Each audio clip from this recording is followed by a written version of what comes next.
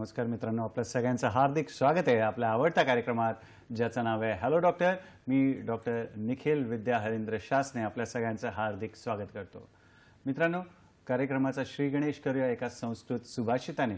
सुभाषित असं आहे, चित्ते प्रसन्ने भुवनम प्रसन्न चित्ते, चित्ते प्रसन्न भुवनम प्रसन्न चित्ते, विषण्णे भुवनम विषण्णम, अतो अभिलाषो यदि ते सुखे स्यात्, अतो अभिलाषो यदि ते सुखे स्यात्, चित्ते प्रसादे प्रथमम यतस्व, चित्ते चित्त प्रसादे प्रथमम यतस्व।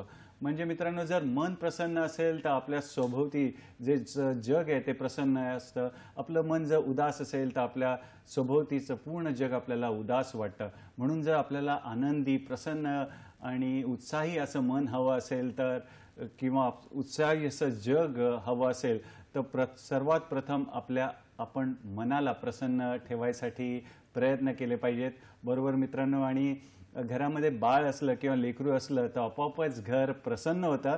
आणि बाळ स्वस्थ आणि मस्त राहण्यासाठी त्याला लसीकरण देणं आवश्यक असतं, बरोबर। आपल्या जाणकार मित्रांनी आजचा आपला विषय ओळखलाच असेल। पाहूया आजचा आपला विषय काय आहे। आजचा आपला विषय आहे राष्ट्रीय लसीकरण सप्ताह, बरोबर। आजचा आपला विषय आहे राष्ट्रीय लसीकरण सप्ताह। आणि या विषयावर मार्गदर्शन करण्यासाठी आज आपल्या सोबत तज्ञ आणि अनुभवी बालरोग तज्ञ आहेत, ज्या माजी सहाय्यक प्राध्यापिका आहेत KEM रुग्णालय मुंबई येथे। तर स्वागत करूया डॉक्टर अदिती बिरजे कानडे यांचं। नमस्कार मॅडम, आपलं स्वागत आहे कार्यक्रमात। मित्रांनो, मॅडमचा तुमच्याशी परिचय करून देतो। डॉक्टर अदिती बिरजे कानडे, आपण बालरोग तज्ञ आहात, नवजात शिशु तज्ञ आहात। आणि डॉक्टर अदिती यांच्या शिक्षणाविषयी सांगायचं झालं तर मॅडमनी MBBS आणि पुढे बालरोग या विषयात MD सेठ GS वैद्यकीय महाविद्यालय आणि KEM रुग्णालय येथून केलं। पुढे मॅडमनी KEM रुग्णालयामध्येच काही काळ वैद्यकीय आपली सेवा दिली, तिथे सहाय्यक प्राध्यापिका म्हणून त्यांनी आपलं योगदान दिलं, आपली सेवा दिली। मॅडमच्या गाठीशी 10 वर्षाहून अधिक असा प्रदीर्घ अनुभव आहे बालरोग तज्ञ चिकित्सामध्ये। आणि मॅडमच्या रुचीची आवडीचा विषय म्हणजे लहान मुलांमध्ये जो दमा आढळतो किंवा ॲलर्जी आढळतात तर त्याच्या उपचारांमध्ये मॅडमनी विशेष प्रावीण्य मिळवलेलं आहे आणि त्याच्या उपचारामध्ये मॅडमना रुची आहे। अजून सांगायचं झालं तर मॅडम सदस्य आहेत भारतीय बालरोग तज्ञ संघटनेच्या, म्हणजेच इंडियन असोसिएशन ऑफ पीडियाट्रिक्स या संघटनेच्या मॅडम सदस्य देखील आहेत। तर अशा बहुगुणी डॉक्टर आज आपल्याला लाभलेला आहे। तर शुभस्य शीघ्रम कार्यक्रमाचा श्री गणेश करूया। डॉक्टर अदिती, पुन्हा एकदा स्वागत करतो कार्यक्रमात। आणि आजचा आपला विषय आहे राष्ट्रीय लसीकरण सप्ताह, जो की आपण 24 ते 30 एप्रिल शेवटचा आठवडा साजरा करतो। तर हा सप्ताह आपण का साजरा करतो म्हणा, किंवा या वर्षीचं 2025चं घोषवाक्य आणि थोडा बहुत आम्हाला इतिहास पण जाणून घ्यायला आवडेल। नमस्कार, मी डॉक्टर अदिती बिरजे। मी पहिलं तर धन्यवाद मानते, तुम्ही मला ह्या कार्यक्रमामध्ये बोलवलं गेलं आणि मी तुम्हाला कॉंग्रॅच्युलेट देखील करते की तुम्ही हे इम्युनायझेशन अवेअरनेस कॅम्पेन आपल्या प्रोग्रामद्वारे सगळ्या भारतीयांना दाखवत आहात। So thank you. सो पहिलं म्हणजे आपण जाणून घेऊया की लसीकरण म्हणजे काय असतं एक्झॅक्टली। लस आपल्या पहिली डॉक्टर एडवर्ड जेनर ह्यांनी इन्व्हेंट केली, कोणत्या स्मॉल पॉक्ससाठी। सो त्यांनी ती इन्व्हेंट केली आणि आपला स्मॉल पॉक्स हा आपल्या देशातून इरॅडिकेट देखील झाला। सो लस काय असते एक्झॅक्टली, आपल्याला जे रोग होतात त्याच्यामध्ये ते एखाद्या जंतूमुळे होतात।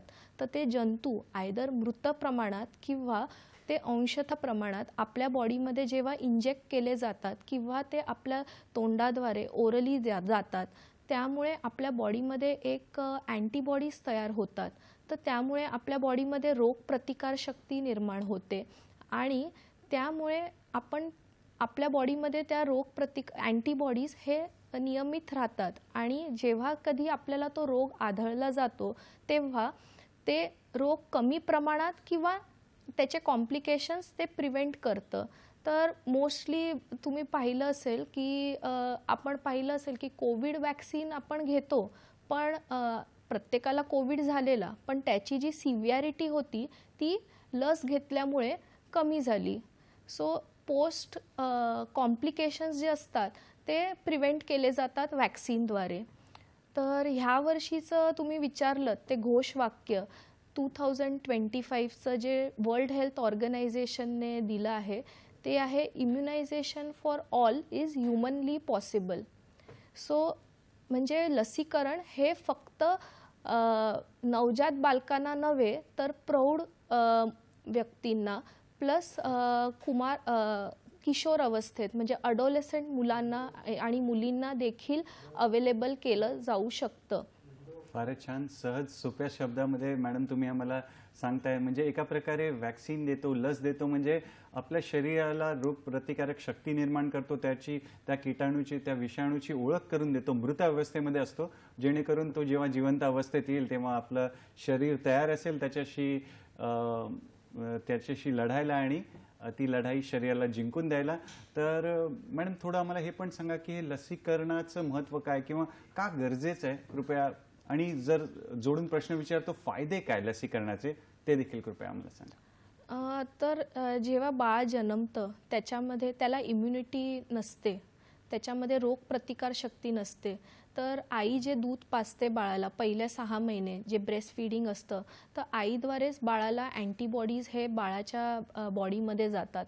आणि जर बाळाला स्वतःची ॲक्टिव्ह इम्युनिटी जर डेव्हलप करायची असेल तर आपल्याला बाळाला लसीकरण देणं गरजेचंच आहे. तर आपण जेव्हा बाळ जन्मतं तेव्हा त्याला फर्स्ट डोस पोलिओ, BCG आणि हेपेटायटिस B दिलं जातं. तर BCG जे बाळाला ट्युबरक्युलोसिसने प्रिव्हेंट करतं आणि जे हेपेटायटिस B आहे ते जॉन्डिस म्हणजे कावीळ त्याला प्रिव्हेंट करतं. तर हे वॅक्सिन्स परत पुढे जेव्हा बाळ 1.5 महिन्याचं होतं, परत 2.5 महिने, 3.5 महिने, मग असे जे बूस्टर डोसेस हे रेग्युलर नियमितपणे बाळाला दिले गेले तर बाळाची रोगप्रतिकार शक्ती वाढते. परत ते कंटेजियस इलनेस, कम्युनिकेबल इलनेसेस असतात, संसर्जन्य रोग ते देखील प्रिव्हेंट होतात. प्लस आपल्याला एक रक्षा कवच मिळतं इम्युनायझेशनने.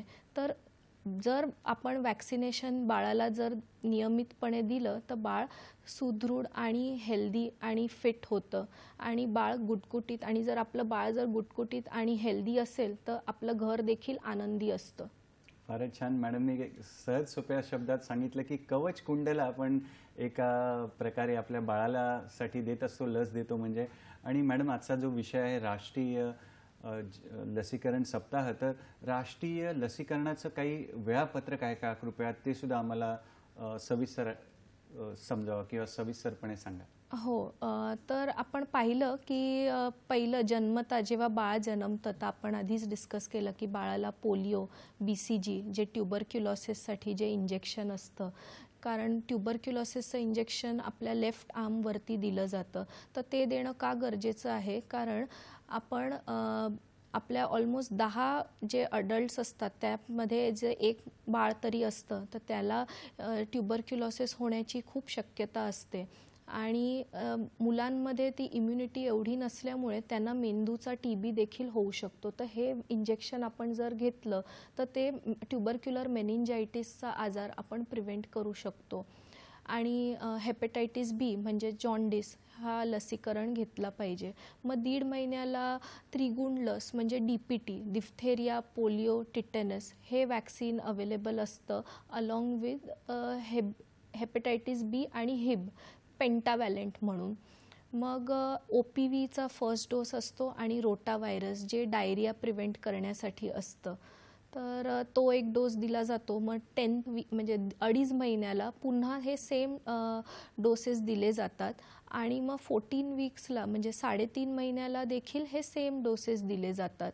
आणि एक न्यूमोकोकल वॅक्सिन असतं ते आपण 6 वीक्स आणि 14 वीक्सला दिलं जातं. मग त्यानंतर पुढे बाळ जेव्हा 9 महिन्याचं होतं तेव्हा MR दिलं जातं, त्यासोबत व्हिटॅमिन A तेव्हा पहिला डोस दिला जातो. मग MRचं जे वॅक्सिन असतं ते बूस्टर परत 15 महिन्याला, मग 16 ते 18 महिन्याला पुन्हा आपण DPT बूस्टर दिलं जातं. मग खूप पेरेंट्स विसरून जातात की 1.5 वर्षाचं बाळ झालं, 5 वर्षाला वॅक्सिनेशन, ते मोस्टली त्यांचं विसरून जायला होतं. मग तेव्हा देखील वॅक्सिनेशन्स असतात. तेव्हा आपल्याला रिपीट MMRचा जो बूस्टर असतो तो द्यायचा असतो आणि DPT बूस्टर पुन्हा द्यायचा असतो. आणि मग जेव्हा बाळ 10 वर्षाचं आणि 15 वर्षाचं होतं तेव्हा आपण TDAP बूस्टर देतो. फारच छान. मित्रांनो, हा तक्त्याचा पण महत्त्वपूर्ण असा तक्ता आहे, जेणेकरून तुम्ही लक्षात ठेवू शकता कधी कुठला डोस द्यायचा, कधी कुठलं लसीकरण. तर आपल्या मोबाईलवर, भ्रमणध्वनीवर याचा आपण छायाचित्र घेऊ शकता, फोटो घेऊ शकता. मोबाईल रेडी ठेवा. मॅडम महत्त्वपूर्ण अशी आपल्याला माहिती देत आहेत लसीकरणाविषयी. आणि मॅडम, आम्ही दूरदर्शनवर बरेच वेळा मिशन इंद्रधनुष ची विज्ञापन किंवा ऐकतो, पेपरमध्ये पण वाचतो. तर हे मिशन इंद्रधनुष म्हणजे नक्की काय, ते कृपया आम्हाला. इंद्रधनुष म्हणजे 7 रंग. सो त्याप्रमाणे 7 वॅक्सिन्स जे इम्पॉर्टंट आहे ड्युरिंग द कॅचअप इम्युनायझेशन ते दिले जातात. तर OPV येतं, BCG येतं, हेपेटायटिस B येतं, मिझल्स येतं आणि BCG म्हणजे तेच ट्युबरक्युलोसिस, हे त्यावेळेला दिले जातात. आणि मॅडम, कधी कधी आपण बघतो शासकीय रुग्णालयामध्ये जे वेळापत्रक आपण फॉलो करतो, म्हणजे राष्ट्रीय लसीकरणाचं वेळापत्रक, आणि जेव्हा बालरोग तज्ज्ञाकडे जातो तेव्हा एक वेगळं वेळापत्रक असतं. तर ज्याला आपण म्हणतो इंडियन अकॅडमी ऑफ पिडियाट्रिशियनचं शेड्यूल, म्हणजेच भारतीय बालरोग तज्ज्ञांचं एक वेळापत्रक असतं लसीकरण द्यायचं. तर या दोघांमध्ये नेमका फरक काय आहे ते कृपया आम्हाला सांगा. ॲक्च्युली आपल्याला गव्हर्नमेंट खूप सगळ्या वॅक्सिन्स आता फ्री ऑफ कॉस्ट अवेलेबल करून देते आपल्या नॅशनल इम्युनायझेशन शेड्यूल थ्रू. पण गव्हर्नमेंट प्रत्येक गोष्ट आपल्याला फ्री ऑफ कॉस्ट नाही देऊ शकत. म्हणून आपल्याला जे स्पेशल वॅक्सिन्स असतात, जे बाळाला गरजेचे असतात, ते आपण प्रायव्हेटमध्ये जाऊन देखील घेऊ शकतो, जे गव्हर्नमेंटने अवेलेबल नाही केलेत. पण डेफिनेटली जे आधी अवेलेबल नव्हते वॅक्सिन्स ते देखील आता गव्हर्नमेंट, जसे जॅपनीज एन्सेफेलायटिस वगैरे देखील नॅशनल इम्युनायझेशन शेड्यूलमध्ये इन्क्लूड करत आहे, जे आता आपल्याला 9 महिने आणि 10 महिन्याच्या वेळापत्रकानुसार आपण घेऊ शकतो. जे वॅक्सिन्स गव्हर्नमेंटमध्ये अवेलेबल नाही आहेत, जे प्रायव्हेटमध्ये अवेलेबल आहेत, ते टायफॉईड आहे, इन्फ्लुएन्झा आहे, हेपेटायटिस A आहे, मग मेनिंजायटिसचं वॅक्सिन असतं, जे आयदर तुम्ही 9 महिने किंवा 12व्या महिन्याला घेऊ शकता. टायफॉईड आणि इन्फ्लुएन्झा 6 आणि 7 महिन्याच्या 6 ते 9 महिने, आणि इन्फ्लुएन्झा 6 महिने आणि 7 महिन्याला घेतात. आणि मग प्रत्येक वर्षी इयरली बिफोर रेनी सीझन तुम्ही 5 वर्षापर्यंत घेऊ शकता. इवन अडल्ट्स देखील हे वॅक्सिन घेऊ शकतात. आणि दुसरं असतं हेपेटायटिस A, म्हणजे जे आपल्या दूषित पाणी किंवा दूषित खाण्यामुळे जे असतं ते घेऊ शकतात.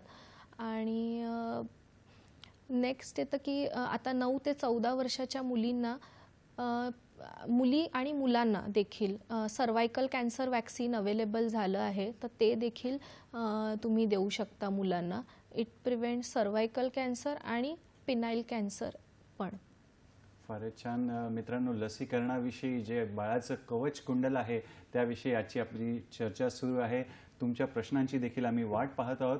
तुर्तास वेळ झाली एका छोट्याशा विश्रांतीची. पाहत राहा आपला आवडता कार्यक्रम हॅलो डॉक्टर, फक्त आणि फक्त दूरदर्शनच्या सह्याद्री वाहिनीवर, प्रत्येक घरासाठी, घरातल्या प्रत्येकासाठी.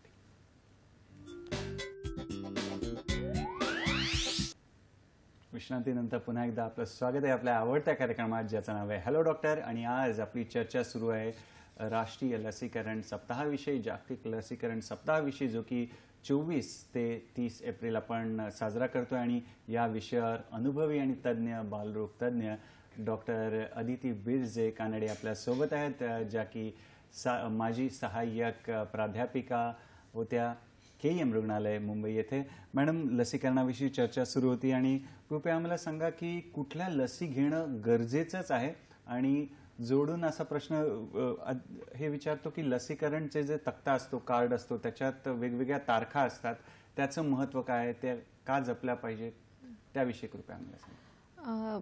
असं बघितलं गेलं तर सगळ्याच लसी घेणं महत्त्वाचे आहे, कारण ते एखाद्या आजारापासून आपल्याला वाचवतात.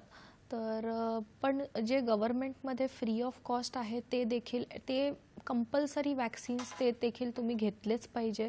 आणि मग जर अफोर्डेबिलिटी इश्यू असेल तर मग तुम्ही जर अफोर्ड करू शकत असाल तर तुम्ही टायफॉईड, इन्फ्लुएन्झा, जे हेपेटायटिस ए, सर्वायकल कॅन्सर वॅक्सिन्स आणि चिकन पॉक्स हे तुम्ही इन्फ्लुएन्झा हे तुम्ही प्रायव्हेटमध्ये जाऊन घेऊ शकता.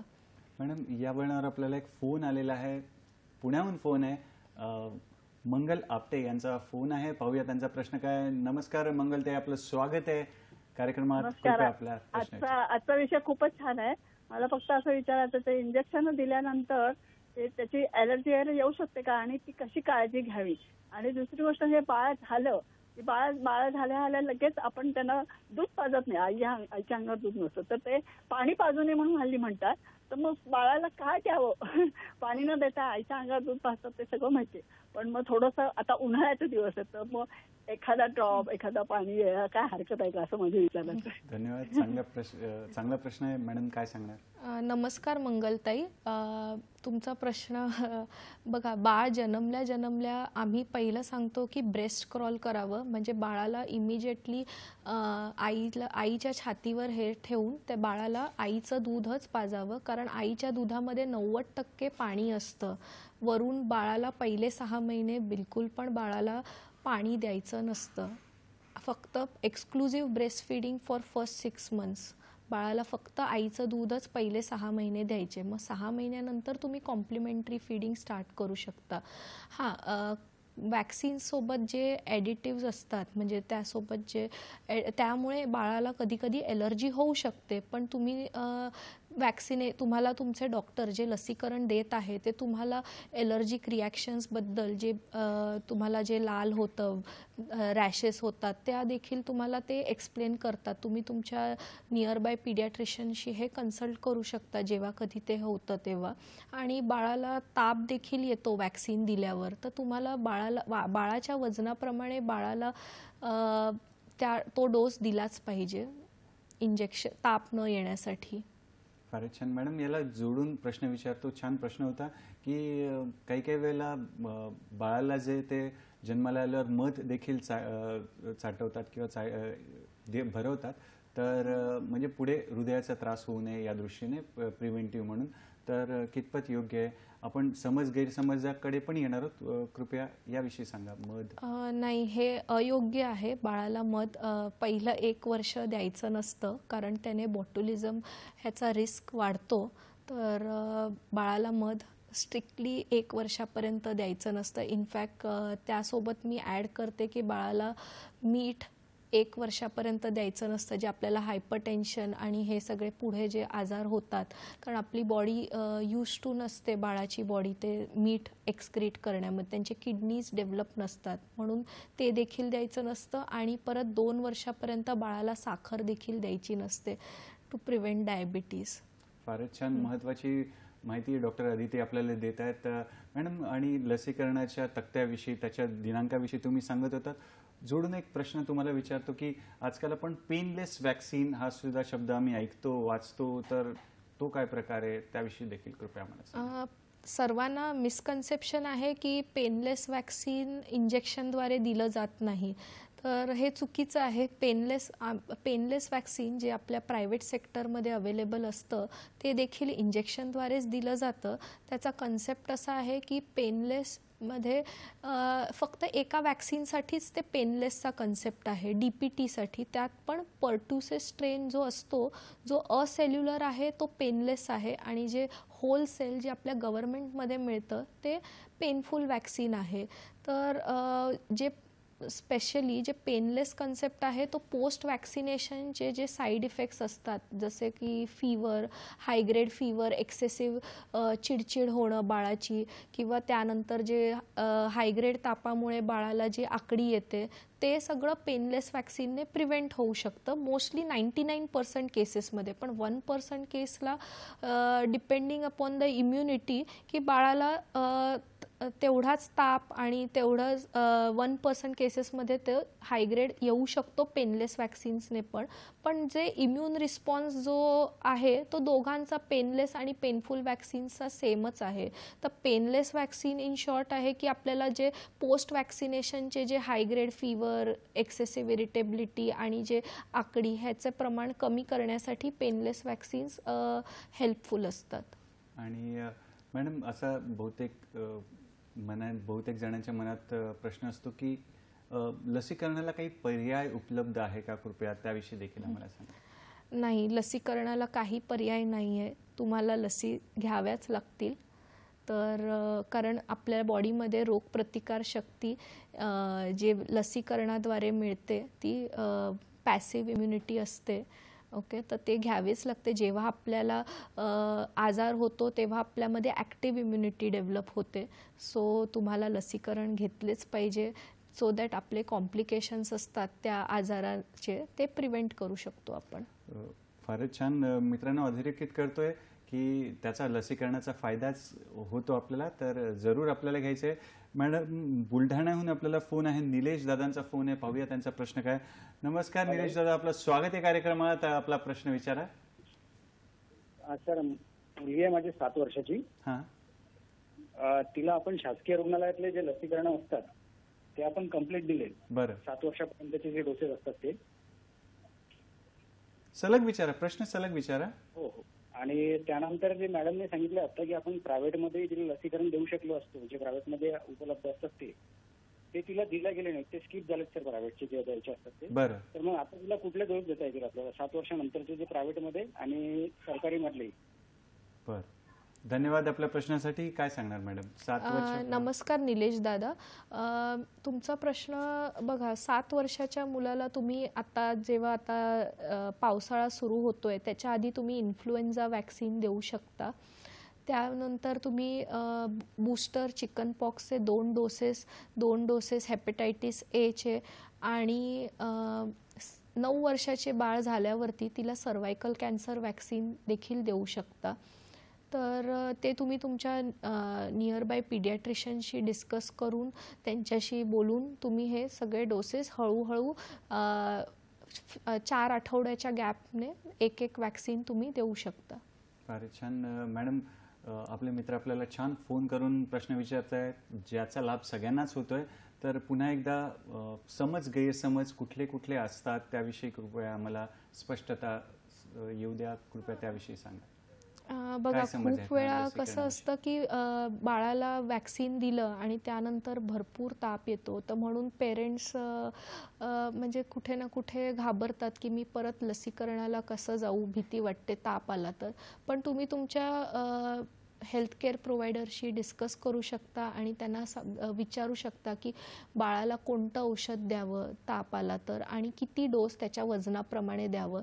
ते जर तुम्ही व्यवस्थितपणे दर 6 तासाला जर व्यवस्थित दिलं तर हे सगळे कॉम्प्लिकेशन्स जे हायग्रेड फीवरमुळे जे आकडी वगैरे फेब्राईल कन्व्हल्जन्स जो आजार तापात जी आकडी येते 5 वर्षापणे, तर ते तुम्ही अवॉइड करू शकता आणि प्रिव्हेंट करू शकता. जे आपल्याला बघायचं आहे की जे साईड इफेक्ट्स हे आहेत ते टेम्पररी आहेत आणि आपल्याला जे त्याचे लॉंग टर्म बेनिफिट्स मिळणार आहेत ते जास्त प्रमाणात आहेत. तर ते आपण रिस्क आउटवे करून मग आपण वॅक्सिनेशन डेफिनेटली घेतले पाहिजे. आणि काही डाऊट्स असतील तर तुम्ही तेव्हा तुमच्या हेल्थकेअर प्रोव्हायडरशी डिस्कस केले पाहिजेत. पण वॅक्सिनेशन घेतलंच पाहिजे. आणि मॅडम, काही लसीकरणाचे दुष्परिणाम आढळून येतात का? कृपया त्याविषयी देखील आम्हाला सांगा. हेच दुष्परिणाम म्हणजे फीवर येतो, जे वॅक्सिनेशनच्या जागी लाल होतं तर किंवा म्हणजे तुम्हाला मेन तेच तापाचं औषध आणि तिथे बर्फाचा शेक केला पाहिजे. आणि कधीतरी खूप लोकांना मिसकन्सेप्शन्स आहेत की वॅक्सिन घेतल्याने स्टेरिलिटी होते, इनफर्टिलिटी होते. हे असं काही करेक्ट नाही आहे ही न्यूज. हां, तर मित्रांनो, अधोरेखित करायचं आहे की वंध्यत्व वगैरे वॅक्सिन्स घेऊन, लस घेऊन असं काही येत नाही आहे. त्याच्यामुळे असा काही समज असेल तर कृपया आपण हा बाजूला सारला पाहिजे. आणि मॅडम, आम्हाला हे सुद्धा सांगा, समजा कधी कधी तापाविषयी तुम्ही सांगितलं आणि गाठ आली समजा, लसीकरणाच्या जागी, तर काय करता येईल त्यावेळेला, त्याविषयी देखील कृपया आम्हाला सांगा. मोस्टली जी गाठ असते ना ती आपले ऑइल बेस्ड प्रिपरेशन्समुळे आपल्या वॅक्सिन साईटवरती येते. तर तुम्ही फक्त बर्फाचा शेक करा, पण जर तिथे कधी पस येत असेल किंवा काही बाळाला हायग्रेड फीवर असेल तर तुम्हाला तुमच्या हेल्थकेअर प्रोव्हायडरशी डायरेक्टली कन्सल्ट केलं पाहिजे. पण छोटी गाठ असणं ती त्या जागी ती मोस्टली 1-2 महिने राहते आणि आपणच ती निघून जाते, ती नॉर्मल असते, तर घाबरू नका. फारच छान मित्रांनो, या वळणावर वेळ झाली एका छोट्याशा विश्रांतीची. महत्त्वपूर्ण विषयावर अशी आपली चर्चा सुरू आहे, तर पाहत राहा आपला आवडता कार्यक्रम हॅलो डॉक्टर.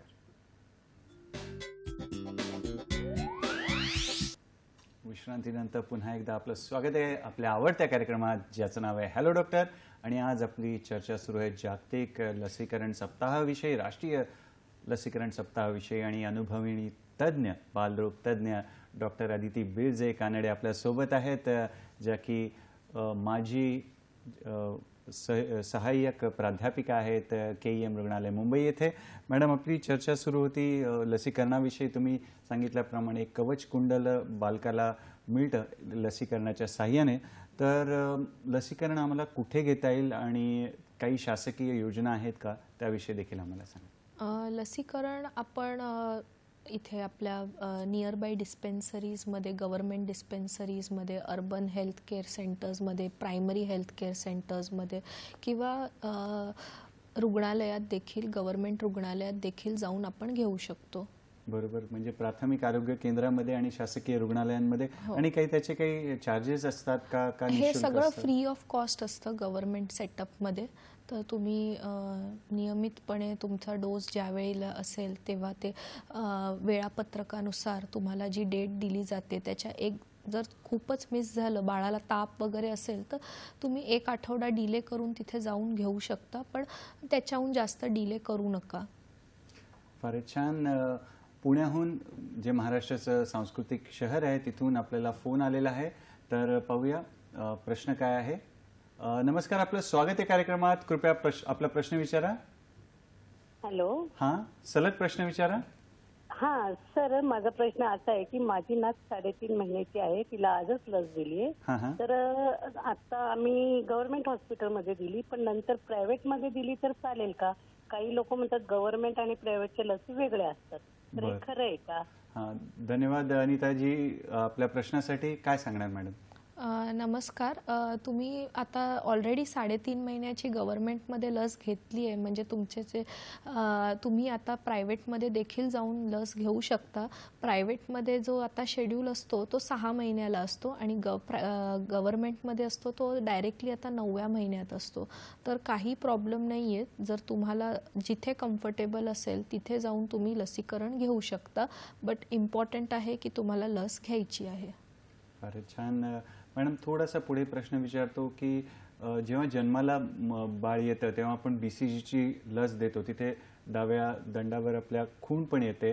तर समजा लस देण्यानंतर ती खूण नाही आली किंवा त्या लस दिलेल्या टोचलेच्या जागी समजा पाणी आलं, तर काय करावं किंवा काय मार्गदर्शन करायला हवं? हो, तर हे प्रत्येक बाळाचं इम्यून रिस्पॉन्स वेगवेगळा असतो. कोणत्या बालकाला तिथे काहीच मार्क येत नाही BCG साईटवरती, आणि कारण की ते डिपेंड करतं की कसं वॅक्सिनेशन दिलं गेलं आहे. कोणाकोणाला ते आर्ममध्ये पण एखादं स्वेलिंग देखील येतं, आणि कधीकधी कोणत्या बाळाला तिथे 1.5-2 महिन्यानंतर ते फुलतं तो एरिया आणि तिथून पस देखील निघतो.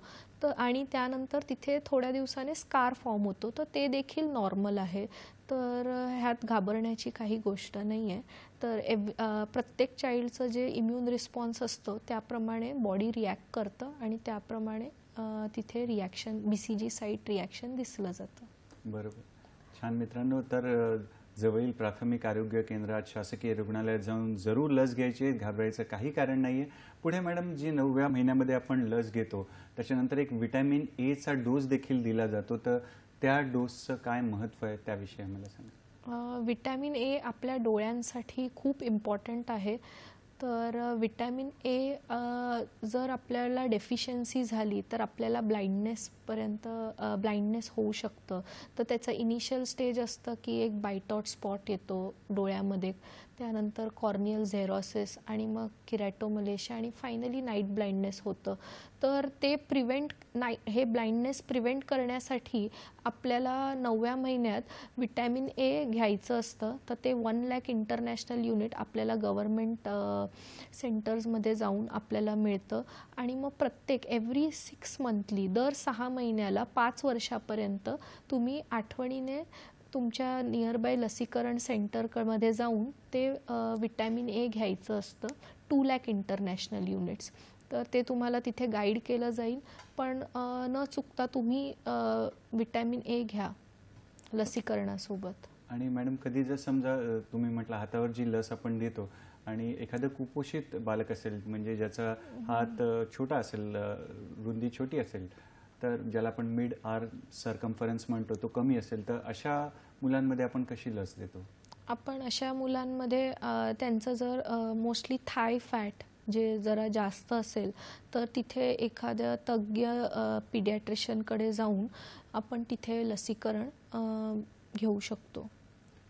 आणि अजून एक मॅडम असा प्रश्न विचारायचा वाटतो की बाळाला मालिश आपण करतो, त्याच्यानंतर बांधून ठेवतो, तर त्याविषयी देखील कृपया आम्हाला सांगा, म्हणजे कितपत योग्य आहे, करावं न करावं, किंवा त्याविषयी मार्गदर्शन. बाळाला बांधून ठेवणं हा कन्सेप्ट आहे, कारण बाळ पोटामध्ये जेव्हा आईच्या पोटात असतं तेव्हा त्याला एक कम्फर्ट असतं. ते सेम कम्फर्ट आणि ते सेम बॉन्डिंग देण्यासाठी आपण बाळाला बांधून ठेवतो.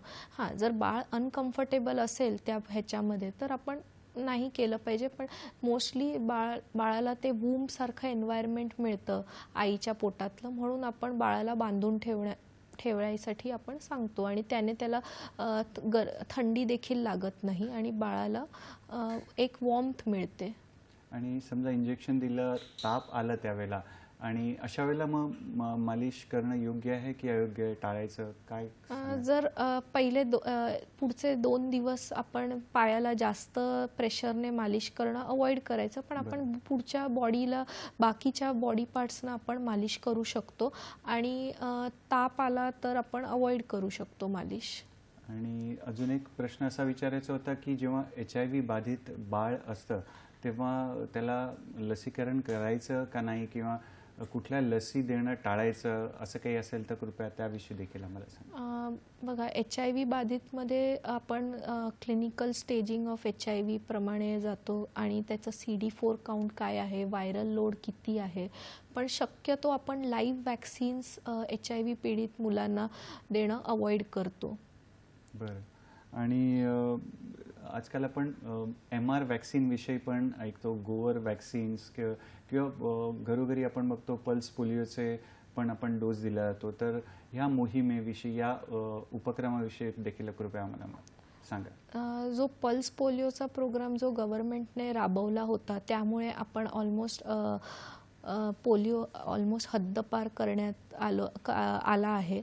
आणि म्हणजे ज्या आशा वर्कर्स होत्या त्या किंवा अंगणवाडीच्या बायका असतात, त्या आपल्याला घरोघरी जाऊन पल्स पोलिओ देण्यासाठी हेल्प करतात आणि त्यामुळेच हा आपला आजार आपण हद्दपार करू शकलो आहे.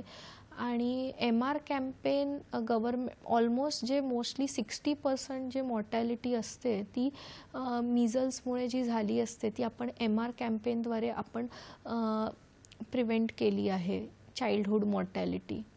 आणि आत्ताचा जो नवीन कॅम्पेन आला आहे, जो आपले union minister of health and family welfare आहेत मिस्टर नाड्डा, त्यांनी जो कॅम्पेन आता इम्युनायझेशन वीकमध्ये 2025-26च्या कॅम्पेनमध्ये national elimination for measles and rubella जो स्टार्ट केला आहे, त्यामध्ये आपलं कॅम्पेनचं आहे की आपल्याला 2026पर्यंत मिझल्स आणि रुबेला एलिमिनेट करायचं आहे. त्याप्रमाणे आपण स्टेप्स घेतले जात आहेत पुढे. फारच छान. बरोबर मित्रांनो, सरकारला आपल्याला पाठिंबा द्यायचा आहे आणि ह्या जो आजार आहेत त्याला हद्दपार करायचा आहे, जगातूनच हद्दपार करायचा आहे. त्याच्यामुळे अशा उपक्रमाचा, लसीकरणाचा, शासकीय योजनांचा आपल्याला जरूर लाभ घ्यायचा आहे. तर इथे घेऊया एक छोटीशी विश्रांती. पाहत राहा आपला आवडता कार्यक्रम हॅलो डॉक्टर.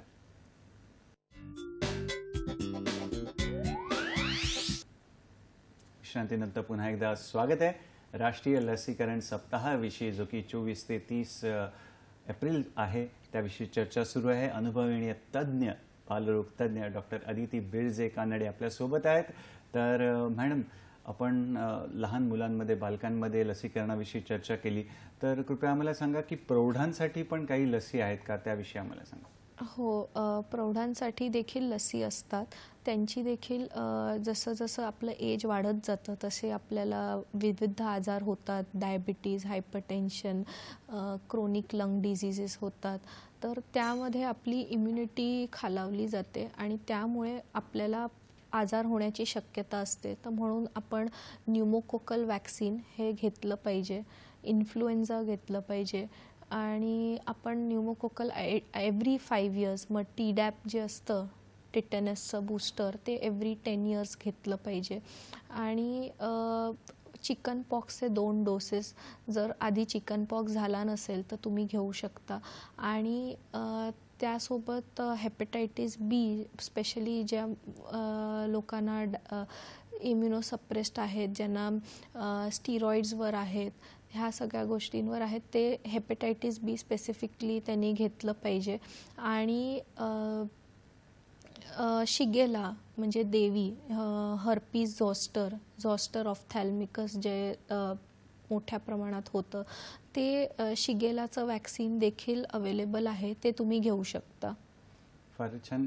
मॅडम, तुम्ही आता जे जुनाट आजार आहेत त्याविषयी विषय काढला, त्यावरून एक प्रश्न विचारायचा वाटतो की जी मुलं जन्मताच डायबिटीज ज्यांना असतो, मग त्यांच्या लसीकरणाच्या वेळापत्रकात काही बदल असतो का, किंवा काय काळजी घ्यायची असते त्याविषयी कृपया आम्हाला सांगा. डायबिटिक मुलांना आपण नॉर्मल लसीकरण जसं आहे तसं सेम कंटिन्यू करू शकतो, कारण की ते इम्युनो कॉम्प्रोमाइज स्टेट त्यांच्यात जास्त होण्याची शक्यता असते. तर तुम्ही जे नॉर्मल वॅक्सिनेशन शेड्यूल आहे तेच फॉलो करा. फारच छान. मॅडम आपल्याला छान मार्गदर्शन करतात महत्त्वपूर्ण अशा लसीकरण या विषयावर. आणि गर्भवती महिलांनी मॅडम कुठल्या लसी घ्यायला पाहिजेत त्याविषयी. हो, गर्भवती महिलांची पण इम्युनिटी जी असते प्रेग्नन्सीमध्ये, त्यांचे जे टी सेल्स, बी सेल्स असतात ते कमी होतात, म्हणून त्यांची इम्युनिटी पण ड्रॉपडाऊन येते. Immuno compromise pregnancies and immuno compromise state. So त्यांनी देखील 27 to 36 वीक्समध्ये टीटीचं टीडॅप जे निओनेटल टिटेनस लहान मुलांमध्ये प्रिव्हेंट करू शकतं, हे वॅक्सिन घेतलं पाहिजे. आणि दांडग्या खोकला प्रिव्हेंट करू शकतं, ते घेतलं पाहिजे. आणि त्यासोबत इन्फ्लुएन्झा घेतलं तर खूप छान होतं. आणि ज्येष्ठ नागरिकांनी कुठल्या लसी घेतल्या पाहिजेत कृपया त्याविषयी. ज्येष्ठ नागरिकांनी न्यूमोकोकल, टीडॅप, शिगेला जे आपण आधीच डिस्कस केलं ते, इन्फ्लुएन्झा, हेपेटायटिस बी, शिगेला ह्या वॅक्सिन्स घेतल्या पाहिजेत. आणि मॅडम आजकाल आम्ही वर्तमानपत्रात म्हणा किंवा ऐकण्यात येतं सर्वायकल कॅन्सरविषयी, म्हणजेच स्त्रियांच्या जो गर्भाशयाचं जे मुख असतं, ग्रीवा असते, त्याच्या होणाऱ्या कर्करोगावर प्रतिबंधक अशी लस पण आलेली आहे. तर कृपया त्या लसीविषयी, त्या लसीकरणाविषयी आम्हाला सांगा. कधी घ्यायची असते, काय आहे त्याविषयी. हे सर्वायकल कॅन्सर वॅक्सिन आपण एखादी मुलगी सेक्शुअली ॲक्टिव्ह होण्याच्या आधी जर ती वॅक्सिन घेतलं 9 ते 14व्या वर्षी, तर त्याची जी इफेक्टिव्हनेस असते ते ती छान असते. तर म्हणून तुम्ही 9 ते 14 वर्षाची जर तुमची मुलगी आहे किंवा मुलांना देखील to prevent anal cancer 2 doses of cervical cancer vaccine देऊ शकता. आणि जर ज्या मुली 14 वर्षाच्या वर आहेत, between 14 to 45 years of age जे आहेत, ते त्यांना 3 डोसेस असतात सर्वायकल कॅन्सर वॅक्सिनचे, तर ते घेऊ शकतात. एक प्रकारे म्हणजे लसीकरण म्हणजेच पुढे येणाऱ्या धोक्याचं आपण आधीच, जसं पेपर फुटी होते तसं बॉडीला जे संरक्षण आपली संस्था आहे त्याला आधीपासून माहिती देतो की असा असा विषाणू आला तर तू सज्ज राहा आणि जेणेकरून लसीकरणाचे फायदे आपल्याला आणि आपल्या स्वास्थ्यासाठी होऊ शकतात. तर मॅडम अजून एक विचार असं वाटतं, आम्ही विमानतळावर गेल्यावर ट्रॅव्हल वॅक्सिन हे वाचतो, म्हणजे पर्यटनाला जाताना वगैरे, तर हा काय प्रकार आहे, त्याविषयी कृपया मला सांगा. तर तुम्ही ह्याचा कन्सेप्ट काय आहे, तुम्ही ज्या देशात जाताय त्या देशात कोणता आजार आढळला जातो आहे, त्या आजाराच्या वॅक्सिन्स तुम्ही तिकडे जायच्या आधी घेतल्या पाहिजेत. तर मोस्टली तुम्ही बाहेर इंटरनॅशनल ट्रॅव्हल करताय तर तेव्हा येलो फीवर वॅक्सिन हे घेतलं जातं, किंवा मेनिंगोकोकल वॅक्सिन्स असतात ते घेतले जातात. आणि जर तुम्ही इंडियामध्ये जे US वरून जे ट्रॅव्हल करतायत तर आपल्या इंडियामध्ये typhoid, hepatitis A, hepatitis B, influenza during the travel हे आजार होण्याची शक्यता असते किंवा TB होण्याची, तर BCG वॅक्सिन घेण्यात यावी. आणि आपण कॉमनली बघतो मॅडम की एखादा पाळीव प्राणी किंवा कुत्रा चावला, मांजर चावली तर रेबीज वॅक्सिन देण्यात येतं. तर त्या रेबीज वॅक्सिनविषयी कृपया आम्हाला सांगा, कधी घेतलं जातं, कुठे मिळतं आणि कुठल्या अंतराने ते लसी, किती घ्यायला लागतात लसी, त्याविषयी कृपया आम्हाला सांगा. रेबीज वॅक्सिन, रेबीज खूपच प्रिव्हेंटेबल इलनेस आहे आणि जेव्हा कधी कुत्रा किंवा मांजर चावली किंवा कॅट स्क्रॅच देखील झालं तर हे इंजेक्शन घ्यावं लागतं. आणि तुम्हाला हे सगळे गव्हर्मेंट हॉस्पिटल्समध्ये मिळतात ह्या लसी, तर ह्या तुम्ही घेतल्याच पाहिजेत. त्याच्यामध्ये कॅटेगरी ऑफ बाईटनुसार जर कॅटेगरी 3 बाईट असेल आणि त्यात जेव्हा रक्त येतं तेव्हा स्पेशली आपल्याला एक त्यासोबत वॅक्सिनसोबत एक इम्युनोग्लोब्युलिन देखील घ्यावं लागतं, रेबीज इम्युनोग्लोब्युलिन, तर ते तुम्ही न चुकता घेतलं पाहिजे. जर एखादा व्यक्ती इम्युनाइज नसेल प्रिव्हियसली तर त्याला डे 0 5 डोसेस, जे आधी खूप डोसेस असायचे तर आता फक्त गव्हर्नमेंटने 5 डोसेस कन्वर्ट केलेत. त्यात डे 0ला, डे 3ला, डे 7ला, डे 14ला आणि डे 28ला इंट्रामस्क्युलर डोस असतो तो घेतला पाहिजे. आणि जर तुम्ही प्रिव्हियसली तुम्हाला ते वॅक्सिन मिळालं असेल तर एक डे 0 आणि डे 3ला ते वॅक्सिन घेऊ शकता. आणि मॅडम असंच आम्हाला TTचं इंजेक्शन जे आपण बघतो ते कधी घ्यावं त्याविषयी देखील मार्गदर्शन द्या. त्यामध्ये किती अंतर असावं त्याविषयी देखील आम्हाला सांगा. TTचं इंजेक्शन स्पेशली त्याची इम्युनिटी, आपण जर एखाद्या लहान मुलाला जर काही लागलं असेल आणि सपोज तो 1 वर्ष म्हणजे 18 महिन्याचा असेल आणि त्याला जर त्याचा रुटीन इम्युनायझेशनच्या वेळेला ते लागलं असेल तर त्याने डायरेक्टली ते DPT बूस्टरच डायरेक्टली घ्यावं. त्याने स्पेशली TTचं इंजेक्शन जाऊन घ्यायची गरज नसते. किंवा एखादा 4 वर्षाचा मुलगा आहे, त्याला काही आयरनचं काही वस्तू लागली आहे आणि त्याला तर ते वॅक्सिन घ्यायचं असेल TTचं, तर तेव्हा त्याने TTचं वॅक्सिन न घेता डायरेक्टली DPT बूस्टर घेतलं पाहिजे. आणि नॉर्मली त्याची इम्युनिटी तुम्ही एव्हरी 10 इयर्स राहते, तर तुम्ही एव्हरी 10 इयर्स घेऊ शकता. आणि समजा म्हणजे आपण बघतो कधीतरी उंदीर किंवा घूस चावते तर मग अशा तेव्हा वेळेला देखील TT घ्यावं लागतं. ओके. आणि मग अंतर कसं करायचं, म्हणजे TTचं इंजेक्शन कधी घ्यायचं आणि रेबीजचं म्हणजे जे पण नाही, जर रॅट बाईट असेल तर तेव्हा रेबीजचं इंजेक्शन घ्यायची गरज नसते, तेव्हा तुम्हाला फक्त TTचंच इंजेक्शन घ्यायचं असतं. कॅट बाईट आणि डॉग बाईट किंवा कॅट स्क्रॅचला रेबीज इंजेक्शन घेणं गरजेचं आहे.